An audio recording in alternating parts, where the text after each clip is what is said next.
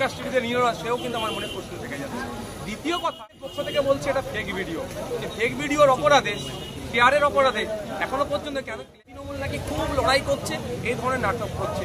বাংলার মানুষ রেখেছিল, আমাদের রাজ্যে দেখুন একইভাবে তো গঙ্গাধর বাবুর পরিবার তাদের করা হচ্ছে, আইএসএফ এর ঝান্ডা তুলে রাতারাত করে ফেলে দিচ্ছে। আমি ওই যে ভিডিও, ভাইরাল ভিডিওটা নিয়ে গতকাল থেকে একটা জিনিস ভাবছি, বারবার শুভেন্দু অধিকারীকে আক্রমণ করছে তৃণমূলের পক্ষ থেকে। তৃণমূলের পক্ষ থেকে কেন এখন এফআইআর করেছি শুভেন্দু অধিকারীকে পুলিশ কাস্টডিতে নিল না, সেও কিন্তু আমার মনে প্রশ্ন থেকে যাচ্ছে। দ্বিতীয় কথা, শুভেন্দু অধিকারীদের পক্ষ থেকে বলছে এটা ফেক ভিডিও। ফেক ভিডিওর অপরাধে, শেয়ারের অপরাধে এখনো পর্যন্ত কেন ক্লেম করলো না, কেন অভিযোগ করলো না, সেটাও ভেবে পাচ্ছি না। এরা নতুন করে এই ধরনের জিনিসগুলোকে সামনে রেখে বাইনারি পলিটিক্স করতে চাইছে। বিজেপি আর তৃণমূল নাকি খুব লড়াই করছে, এই ধরনের নাটক করছে। বাংলার মানুষ এই বিজেপির খেলাকে ধরে নিয়েছে। এর জবাব সন্দেশখালীর মানুষ দেবেন, এর জবাব সারা রাজ্যের মানুষ দেবেন।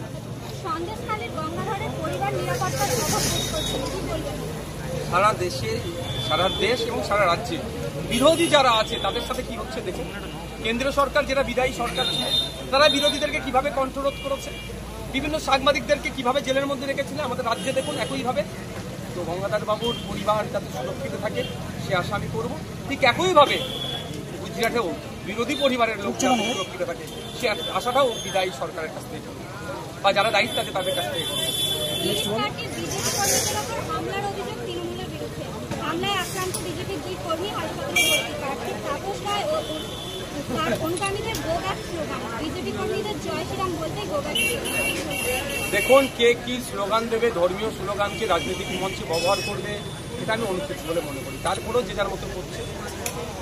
দুঃখের বিষয়, বিরোধী কণ্ঠ যেভাবে রোধ করা হচ্ছে, আইএসএফ এর ঝান্ডা তুলে রাতারাত করে ফেলে দিচ্ছে, ব্যানার ছিঁড়ে দিচ্ছে, মিথ্যা কেস দিচ্ছে, মামলা দিচ্ছে।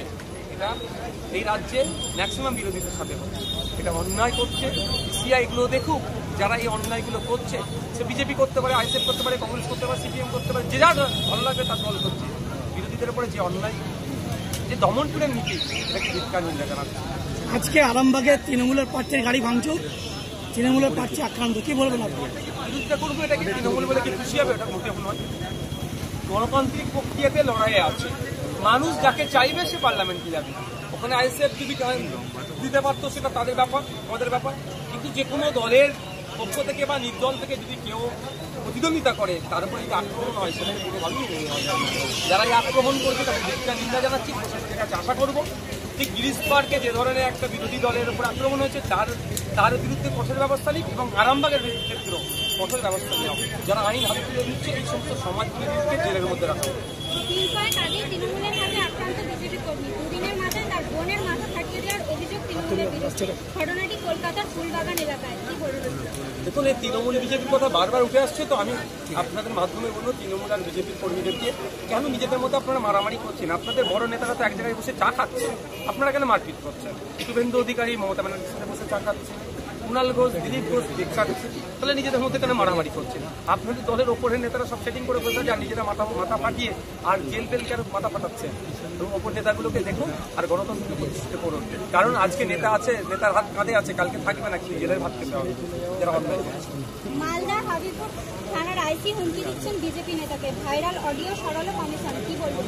কোন ব্যাপারটা হচ্ছে, কিছু কিছু পুলিশ প্রশাসনের লোক, কিছু সবাই নয়, এতটাই বাস্ট হয়ে গেছে, তৃণমূলের ব্লক প্রেসিডেন্টের মতো কাজ করছে। কিছু থানাকে ব্লক অফিস বলে হিসাবে চালাচ্ছে।